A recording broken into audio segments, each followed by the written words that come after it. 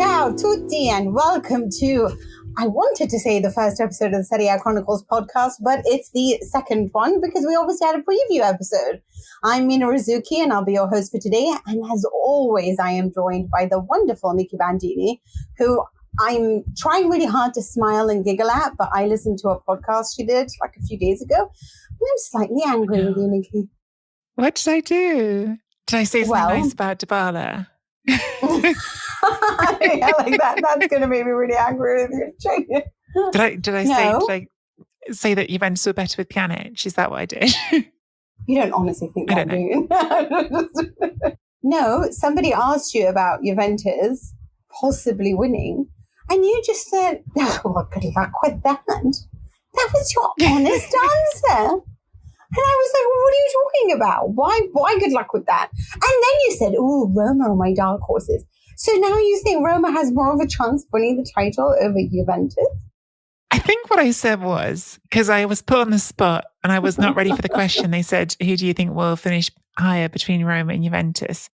I think what I said was, on balance, I think that Juventus are more likely to finish ahead, because I think that if you're asking me which team is more likely to finish in the top four, it's definitely Juventus. Like, I think Juventus will 100% be in the top four, whereas I could imagine Roma missing it still. But then if I have to ask who I think is more likely to win the league, I weirdly think I do believe in Roma more than Juventus. I don't see this Juventus team as a league-winning team. I don't think that Roma are anywhere near the favourites to win the league. To be clear, my favourites to win the league are Inter and Milan, 100%, and this first weekend hasn't changed that yet. Juventus haven't played yet, Mina. We're recording on Monday, so I haven't got any evidence to hold on to for Juventus. I'm just really dubious with Juventus. I'm not convinced they've changed enough. And last season, they were bad. And that midfield was dismal, and maybe it'll be better, but Did you see that meme about Rabiot with Fred and McTominay would be McFredian? Oh, Mina. Oh, it took every part of me to not laugh, but I felt really sorry for Rabiot. I was like, honey, you should stay with us. But like, that's an Italian thing to do as well, to like make the portmanteaus. And like, this was like my one tweet for like the whole summer. I'm not on Twitter very much anymore, but I'm on there a lot, but I don't tweet very much. And I had a moment just in the middle of summer holidays. I was like, if Dybala joins Juventus and it's Lukaku and Lautaro and Dybala, we could call them, Inter, Lukaku and Lautaro and Dybala, we could call them Lulala, which I just loved so much. And now I'm sad it didn't happen. Oh, I'm so sorry. I'm sorry to all our listeners that this is the tangent I've gone off on. There's so much to talk about because it was, unfortunately, Napoli and Juventus haven't played. So actually, it's less to talk about. But of course, there were some really exciting matches with Milan and Inter and Roma that everyone has been dying to watch. And some really other interesting games like Fiorentina against Cremonese and little Radu. Gosh. Oh, God. What a horrible thing to continue to happen to him. All right, Nicky, let's kick off. And obviously, I think we should start with the champions just because they are indeed the champions and showed us that yet again with their 4-2 victory over Udinese. Now, it had been 3 consecutive 1-1 scoreline between these two teams. And finally, Milan delivered the blow. It started off really badly, though, with them conceding, but they were back to their aggressive best. They're back to playing like a little orchestra that takes defensive risks, but my God, is stunning going forward. Brahim Diaz, I want to start there. I mean, man of the match, played a role in all 4 games, in all 4 goals. And as somebody who really suffered in the second half of last season, and a lot of us had question marks, whether or not he's really cut out for this. Real Madrid had question marks as well about his development. And then he produces this astonishing performance. And there's a part of me that thinks, well done to Pioli, because you trusted, a lot of those players. You didn't just rely on the new shiny toys that you bought in. It was like, all right, I trust Rebic, I trust Brahim Diaz, I trust Benacer at this point, with Krunic, who I thought was really, really good, even though he got some flack on Twitter. I don't know why. And Milan sealed the deal. I mean, I don't know. After this match, I was like, maybe Milan should be the favourites. I mean, we'll get to Inter. I certainly thought Milan were more convincing than Inter on the opening weekend. As you already mentioned, Udinese has not been an easy opponent for Milan the last few years. Last season, they didn't beat them once. So you could already say they're ahead of where they were last season in terms of identical opponents. Do you think it's a slightly silly way to look at it? But I know people have been doing that.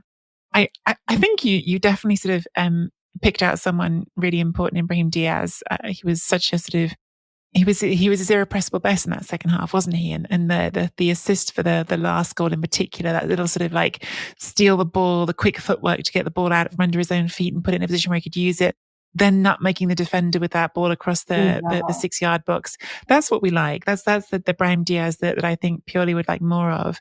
And I think also like Ante Rebic. Now, there's kind of two sides to this with Rebic, because Rebic was 100% at fault on Beccao's opening goal in the second minute, which is, of course, the first goal of the whole Serie A season.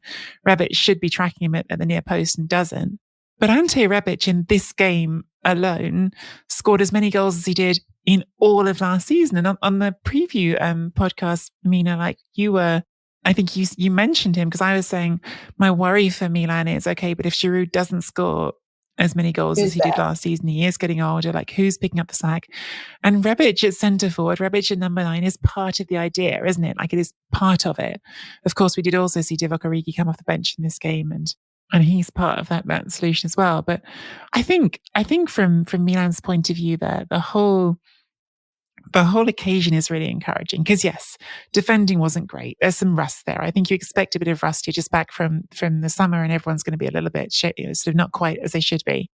Also, Rodrigo Becao, who has scored 2 other goals in his entire career, always scores against Milan. He scored 3 times against Milan, 2 times against everybody else. But I think that more important than the goals they conceded is just how they responded to them, and the fact that, yes, Franck Kessié has left this team. Sandro Tonali was not available to start this game. And you didn't, exactly as Mina said, throw Ketelaere straight in there. You didn't throw Origi straight in there. You said, okay, I trust this squad that we had last season. It's a young squad. I trust the group. Let's show growth continuously and then integrate these new elements as we go. And I think that was really, really positive for Milan. And yes, look, it's a home game against a team that you're going to finish above. So in some ways you expect to win it. But Udinese, again, took 4 points off them last season. So really nice result. It was interesting because obviously I love listening to everything Marco Giampaolo says, just so I can laugh about it afterwards. And, just to fuel the fire, Mina loves to listen to him. Just to fuel the fire. The good old Sampdoria's coach. And I actually felt a little bit sorry for him, because he said he had prepared the game so well, and he thought he had, and it was unfortunate that they couldn't win their first match. And then I compared that to Milan, and I just think they always, every time Pioli has a significant portion of time to just really dedicate to this team, they come out guns blazing with confidence and brilliance and aggression and desire, and they do go on these massive runs. And I think it's like, if I was to actually predict, I feel like Juventus would have a slow start. Milan will just torpedo everything from the start, and then sort of maybe start erring at the start of the latter half of the season. Somewhere along the line, Inter will pick up 1,000 points from November to January and then fall off and have some problems. And I just remembered just how much, when Milan can really concentrate on just, coaching and bringing this team together, how good they can be and how effective they are and how much they move as an orchestra, especially when you compare that sometimes to the other teams in Serie A that do somewhat rely on individual strengths and talents. You can see the individual brilliance there. You can see what Brahim Diaz does, what Leao does, what Bennacer is so intelligent in doing with cleaning up the balls and recycling possession and delivering perfect passes. But it really is about how they all come together and play as a unit that I think is so impressive about Milan. Defensive inattention, I think, is something that's going to happen at the start of the season. I think what we see for the first 3 weeks is more about how good your attack is, because you just know there are just going to be some mad goals being conceded. But right, also because we know we like Kalulu, we know we like Tomori, we know we like Mike Maignan, right? So you already know you like a lot of that defense. It's not like you think that's not going to work together all of a sudden.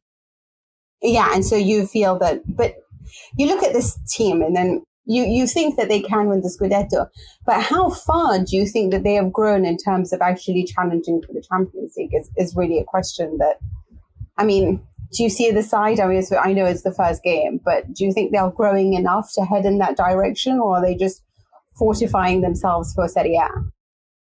I'm excited to find out, is the honest answer. Like, I don't know. Like, in terms of squad, the squad hasn't been sort of massively upgraded, right? And this was sort of an interesting thing, actually, from my Guardian Serie A preview that I wrote. Like, I got someone in the comments who was a bit unhappy that I hadn't put more words on Milan, saying, you know, they're the champions. Why not words on Milan? I said, well, I actually agree with you to some extent. Maybe I should have given more words on them. On the other hand, part of what you're doing in a preview is trying to update readers on everything that's changed. And the truth is, just compared to some other teams, not that much has changed at Milan. They've said goodbye to Kessié. They've brought in a few players, and there's definitely some capacity for evolution. But really, the only really sort of big sort of headline name is De Ketelaere, and even De Ketelaere is not an established superstar yet, is he? He's someone with a lot of potential. And I thought that the little window we saw of him in this game was really exciting. I'm looking forward to seeing more of him. But it has been a quiet summer. And I think what you're putting your faith in is, well, Milan won Serie A with something like, I don't know, the fourth or maybe even the third youngest team in all of Serie A last season. Why shouldn't they continue to get better? And I believe they will, because I like Pioli, same as you. Yeah, I think also that this is something we talked a lot about at the last few weeks of the last Serie A season, was the fact that they were being bought out by other investors. And we thought that, you know, that meant with Redbird coming in and an interest from InvestCorp, that there was going to be a lot of money invested into the squad to perhaps raise it to the level that could actually compete in Europe. And I look at this team and I think their tactics are good enough to get them so far, just because even, you know, them arriving for the second half of the game and being prepared from the get-go before Udinese had even arrived on the pitch, they were like, okay, we're here, we're going to win this match, we're so determined. And then it's interesting because they always deal with the situation very quickly. You know, they're behind or they're drawing, they just want to get the goals, they want to get it done and dusted, and they want it to be over. The same, I'm not sure, can be said of Inter. Now, this was a very interesting match because obviously they were up against a newly promoted side, Lecce, and they were playing away from home. Lecce is obviously the team that Romelu Lukaku had scored his initial goal in his debut for Inter, and he was back to scoring against them in the 82nd minute. First touch, I think, was it? Second, not minute. Yeah, 82nd. Sorry, you're right. And so it was the second minute, not the 82nd minute. So you're right about that. And flying start, wonderful. And, you know, and I felt a little bit sorry for the two buses that couldn't take all those Inter fans to watch their team in Lecce, but it was what it was. And then all of a sudden you just kind of felt like Inter were like, okay, job done. Let's just take a step back. And a bit disappointing then.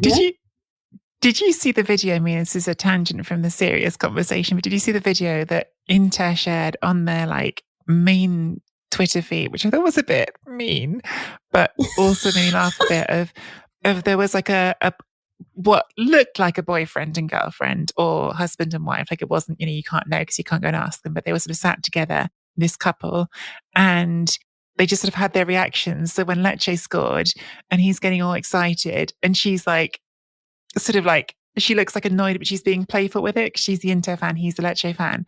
And then when Inter's goal goes in at the end, he is just thunder and she's trying to still joke about it. And he like does not look like he's ready to joke about it, which I understand because you know what, Lecce, within seconds of getting a point off Inter, probably was quite hard to take having that late goal go in. But it was a very funny video and slightly mean to share on the main club social account.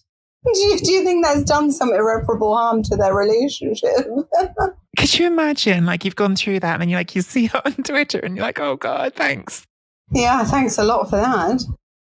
What did you make of Lukaku's performance?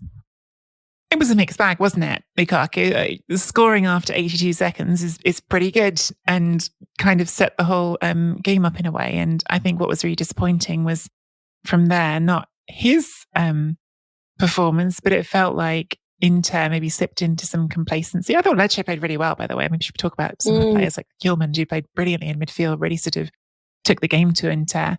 But Lukaku did miss a couple of chances as well, which is why I say it was a mixed performance. Inter at 1-1, Inter missed a couple of chances to win the game, and Lukaku definitely had a couple of those chances. Lecce could also have won the game. It was one brilliant save from Handanovic, which is not a thing I feel like I said that much last season, off a free kick that was deflected on the way through. I think it was a mixed bag from Lukaku. I think the team overall didn't feel like it was quite joined up yet. But in the same way that I think I said with Milan, you've got to give some leniency for the first day of the season, I can still say that about Inter. I was surprised by a lot of Inzaghi's team selection, actually, because I guess he went with Gosens on the left wing back and therefore Darmian at right wing back, which I felt to me like trying to achieve some balance, because I think if you put Dumfries as a starter on the other side, you've got two very attacking wing backs. But then leaving Bastoni out of the starting 11 as well. Yeah, there was some choices that caught me off guard. They obviously, I guess, came together in the end, and Dumfries came off the bench and scored that goal. And Mina, I'm really curious to get your reaction, because I think you're not the biggest Lukaku fan. You can tell me I'm wrong, but did you see how? Because after Dumfries' winner, everyone runs off to celebrate with Dumfries except Lukaku. And at first I was like, why is he going the other way? And to be fair to Lukaku, he's actually the only one who heads towards the Inter fans. He heads towards the corner where all the Inter fans are. But it was a very ostentatious, like pumping of fists, goes down to his knees, he's thumping the floor. And I know it went down well with a lot of the Inter fans. There was a little part of me that thought it's a little bit cynical. It's a little bit like showing too much how much you care to remind them that you're the guy that still loves them after being away. I'm just somebody who's a fan of authenticity, and I don't like a lot of like desire to show that you love what you love and you the place of your heart, and he sort of forgets a lot of what he says, right? Because when he left at the time to Chelsea, he said okay about all the dreams and stuff, but he also blamed Inter for not giving him what they wanted. And then, then comes back and talks about now he's back to his like heart, forgets about Chelsea. If he'll have another chance, I think he'll probably be able to forgive some Chelsea fans one day as well. I never feel he's very authentic in the way he behaves, but everyone speaks very highly of him, all the players do. And this is not a dig about who he is as a person. But to me, a lot of it just seems a lot of acting when it comes to the fans and the drama of football. And he sort of plays up to that. And also this anger that he has to prove that he's a world-class striker. And maybe he will be a world-class striker. I certainly think he's a very good one, and he showed that in Inter. But is he world-class? To me, he has never been that. So maybe he still has an opportunity to do that. But he's certainly a very good striker, and I think he showed that straight away. And I do think that he's a huge advantage for Inter. But there's just so much about his character that it just rubs me the wrong way, and I don't know. I just don't know why. Like it's a little bit like a Dybala thing. It just rubs me the wrong way. But even with Dybala, at least I feel like when he cries, it's genuine tears, and I just feel with Lukaku, I'm not really sure how much of it is genuine or not. But I think it's complicated, because like I actually like I remember really sort of like feeling like when they won the league, and he had that sort of that reaction of going out and sort of standing out the sunroof of his car and someone was driving around.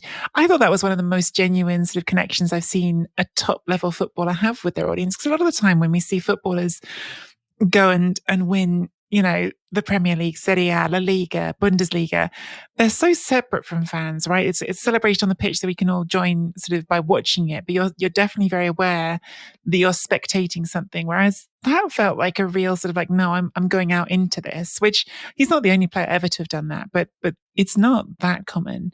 And I thought that was really authentic. This, I don't know, like maybe I'm being too cynical now, because there was something about the sort of... Maybe I've rubbed off on you.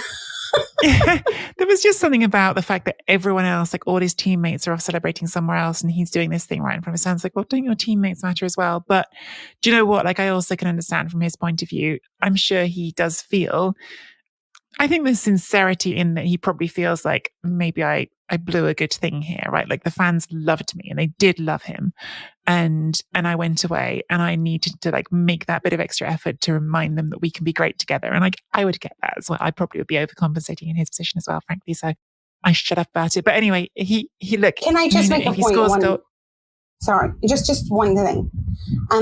When I think of players who really love their team, I think of Giorgio Chiellini in Juventus. I think of Javier Zanetti in Inter. And I think of Sandro Tonali in Milan. And somebody who just doesn't care about how he's viewed. He just wants to stay there. He just wants to play there. I feel like Barella is just so desperate to play for Inter. He just doesn't care about anything else, you know? He wants to be there. He's so happy to be there. And and I feel like it's about the club. It is about who they represent to them as people, you know, what Juventus means to Chiellini, what Barella feels about Inter, that special bond that he has for the team that he supported as a child. For example, Tonali, who's like, I don't care what happens. I'm staying here for love or no money. I don't care. But for me, what Lukaku loves about Inter is that he did well there and he was praised for it.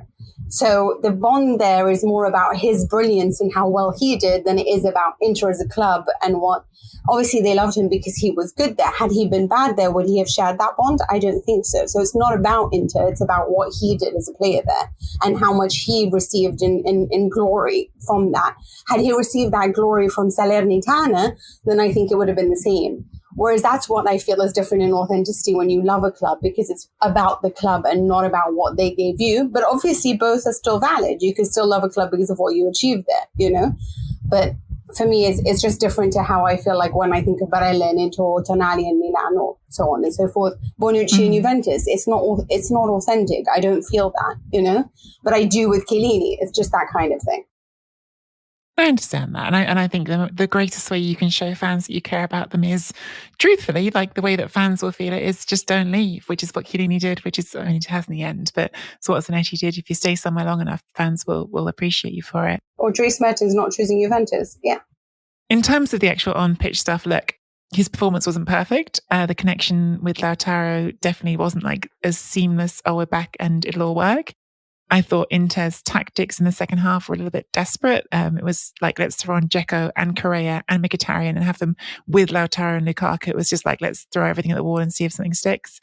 When in fact, the thing that was sort of sticking even before Dumfries scores the goal was actually Dumfries on the wing that I thought made the biggest sort of difference, or their plays seemed to go down him. But having said all that, do I still think that Lukaku being there makes Inter better? Yes, I do. I think he'll score a lot of goals. And I think if he scores a goal a game, which is where he is after one game, not really suggesting that's a measure, but you know, he did score close to a goal a game in his last season in Italy, then they'll be very, very happy and it will make a big difference to Inter's title chances.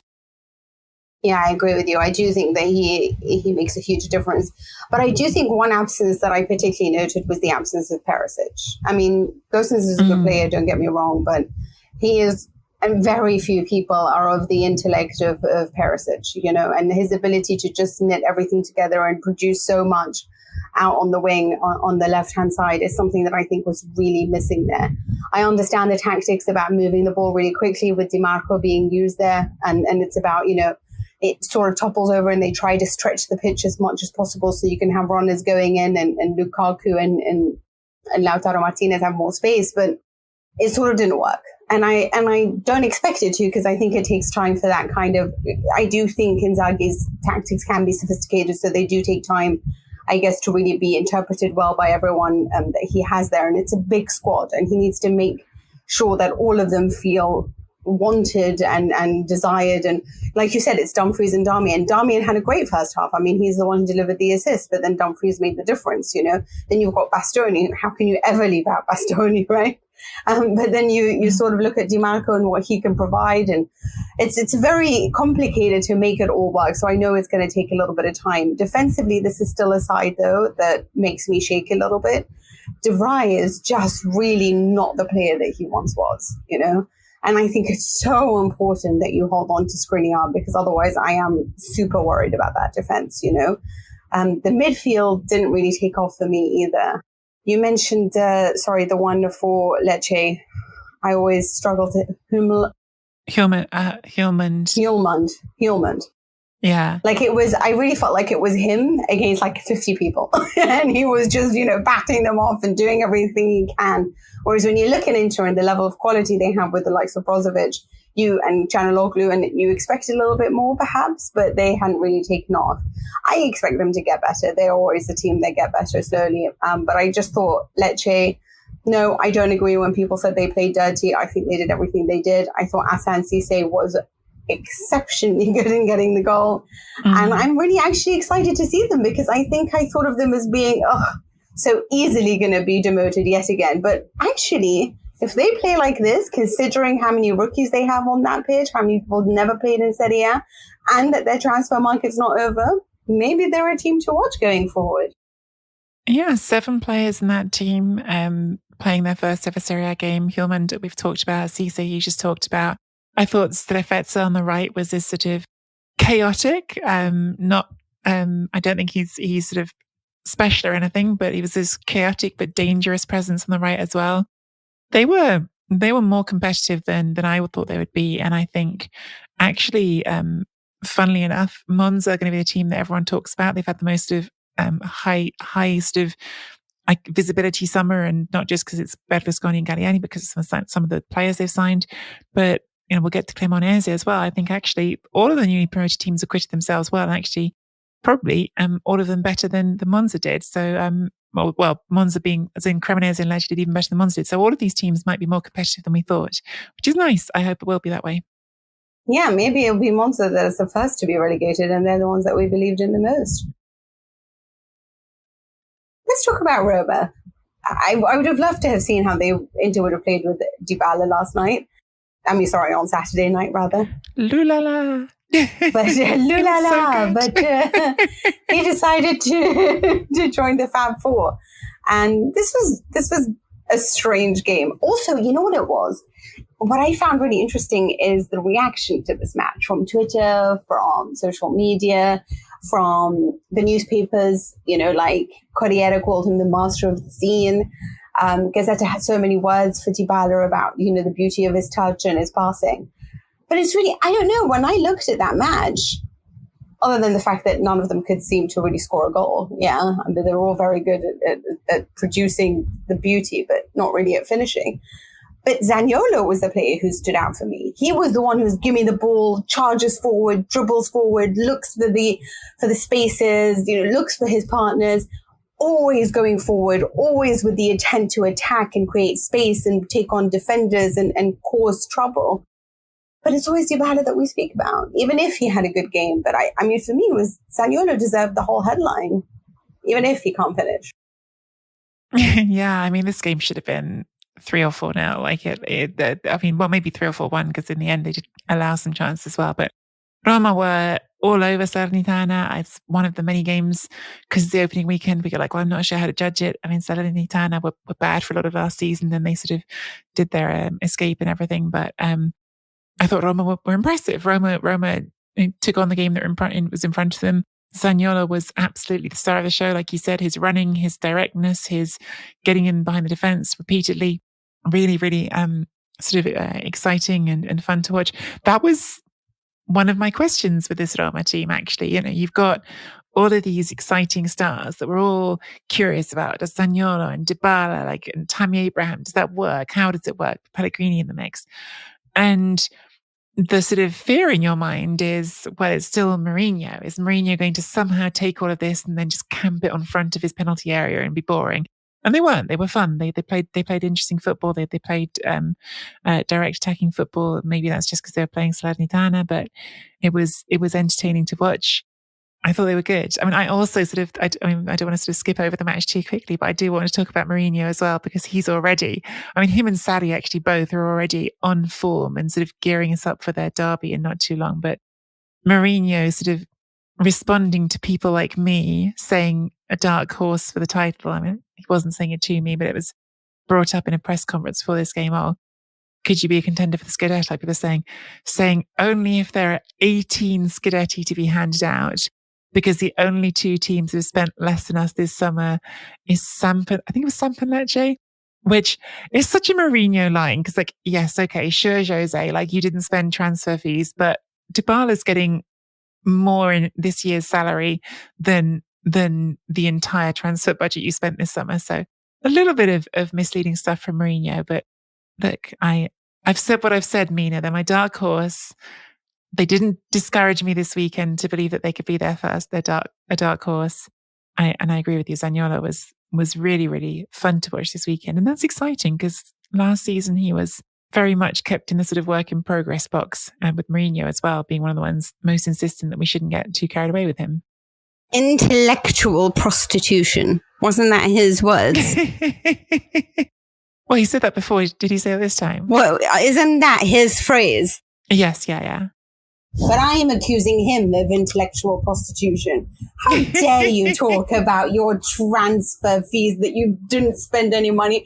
Honey, Real Madrid won the Champions League and Crystal Palace has spent more money in them in the last 7 years. In fact, I can name about 10 or 15 different clubs in the Premier League that I've outspent Real Madrid. Honey, you've been in the top 4 of the highest wage bills in Serie A for so long. Last year you were 5th, but only outdone by Milan, who's paid 8 million more, and they won the freaking title.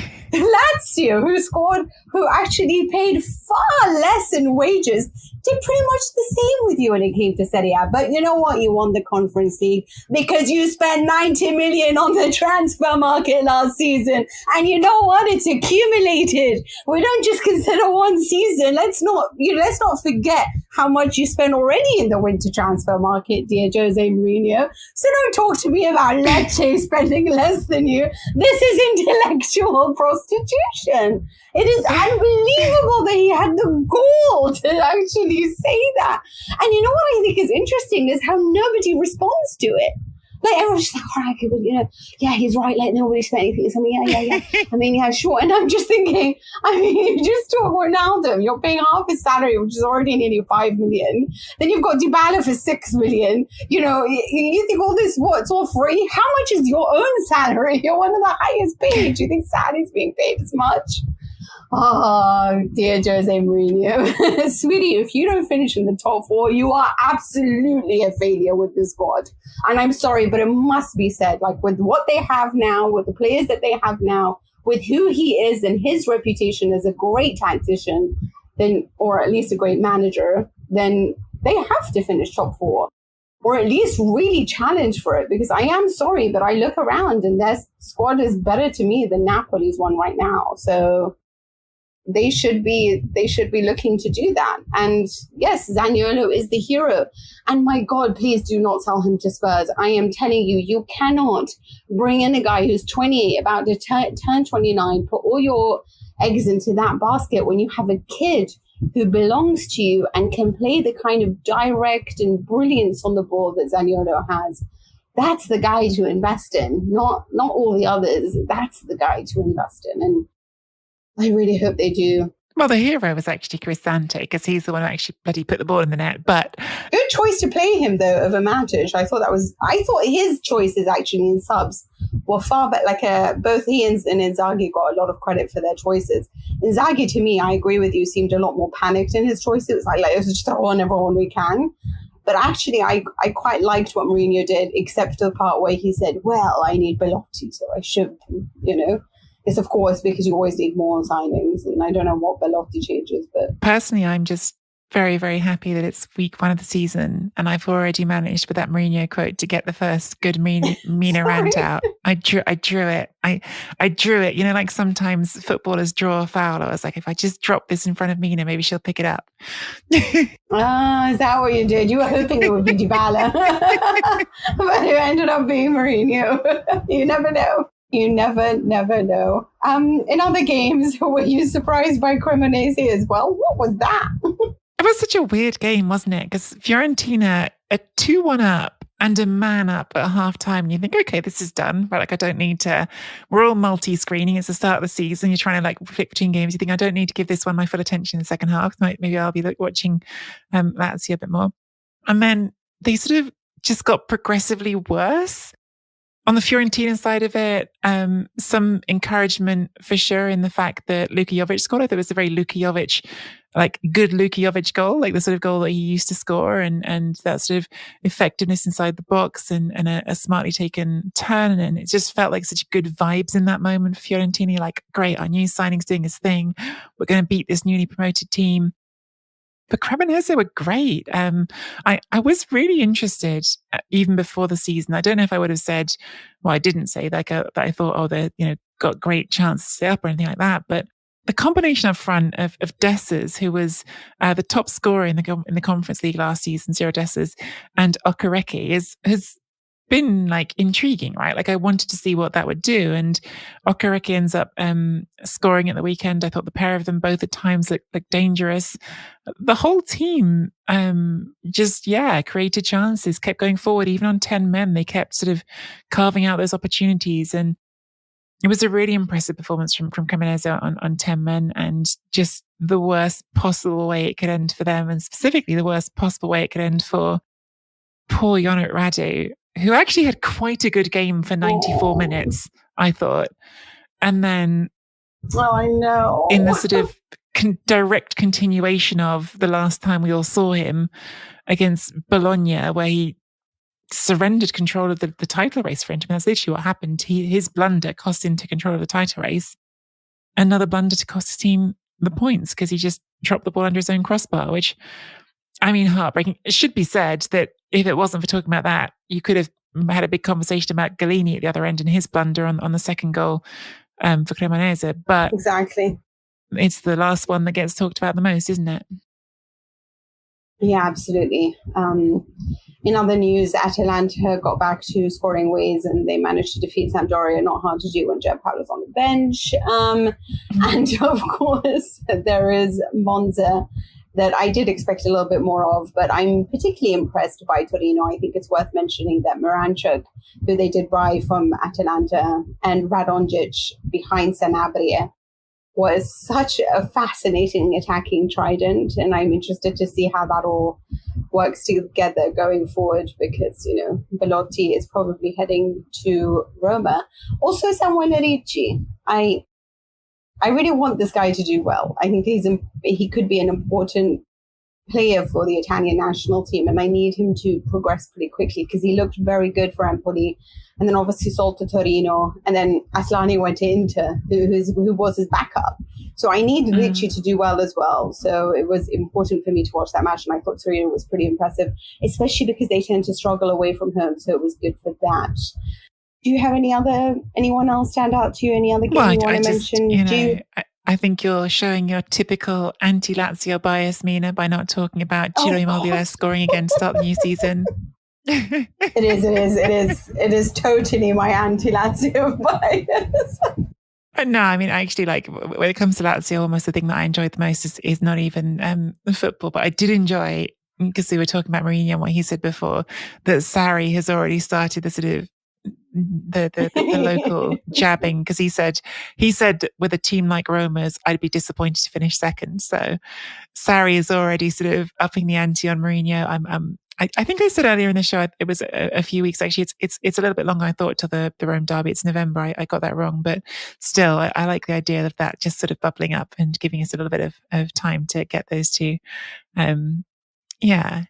Engaging in what we used to call mind games. I don't know what we call it now, but winding each other up a bit, hopefully.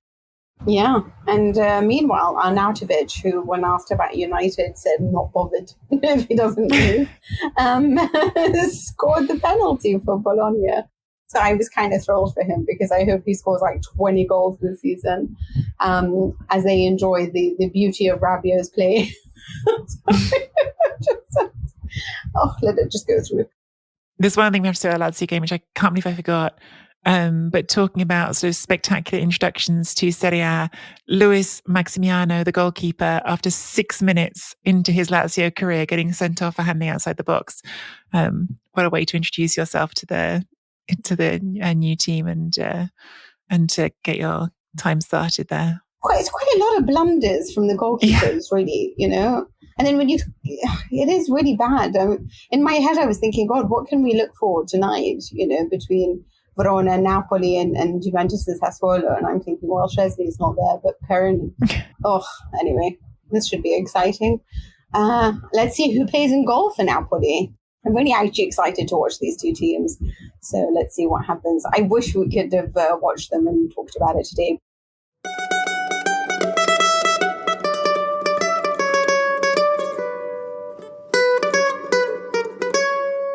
Unfortunately, guys, we do have to go behind a paywall. We've explained that, we do have more than just me and Nikki that do this show. We have a wonderful producer as well who puts this all together. And sadly, we have to go behind a paywall to make this feasible and sustainable. This will be the last episode that we will air for free. We just wanted to share with you one last time just how much fun we both are when we're on together and just being able to dissect all the games and making fun of different coaches and different teams and enjoying the beauty of the play of Serie A. And people are excited about Tuchel and Conte. This is every day in Serie A, But also we want to just do a shout out to some of our Chronicles Tifosi who've signed up. So thank you so much. I'll read out a few names and then Nikki, you're going to have to help me out as well. No problem. The first is welcome to Giuseppe Ciano, Frank Risotto, who's the host of the Gentleman Ultra podcast. So please do go and check that out. Okay, this one's going to be hard for me. Message, Kawiatowski. I hope I said that right. If I didn't, then you know what? Come back at me because I deserve it. Bezjan Sarsenbayev. I think I'm going to hand over to you, Nikki. You took on some of the trickier pronunciations there, Mina. So I think that's fair. Thank you also to James Sifakis, to Desmond. We love a one name, just Desmond, and also just Rob. Thank you, Rob, as well for your messages on Instagram. Rory Robinson and Rosalind Armitage.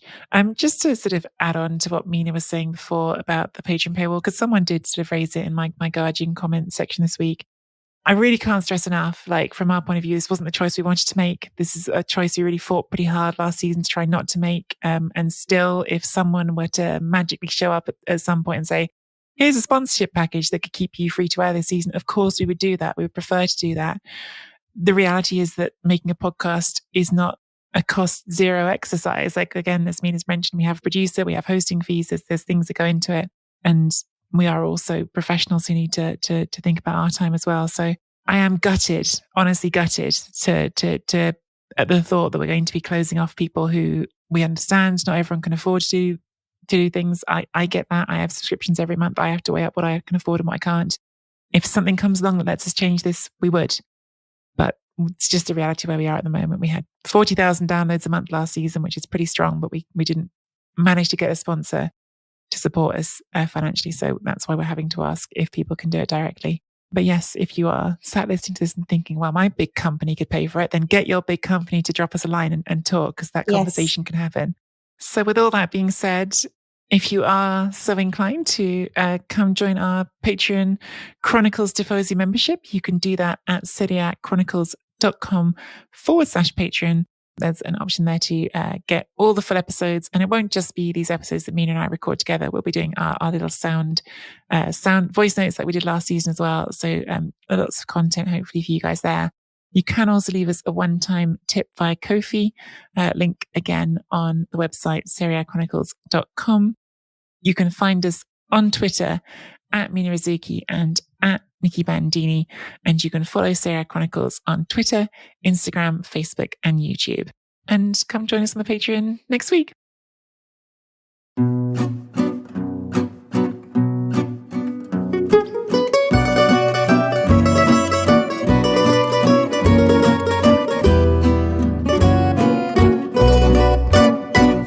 Chronicles is a Chronicles production.